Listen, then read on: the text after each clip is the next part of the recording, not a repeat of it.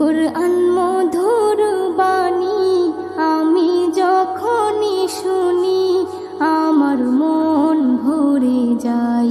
শোনো মুমিন মুসলমান, পড়ে দেখো না কুরআন, কত শান্তি পাওয়া যায়। কুরআন মধুর বাণী,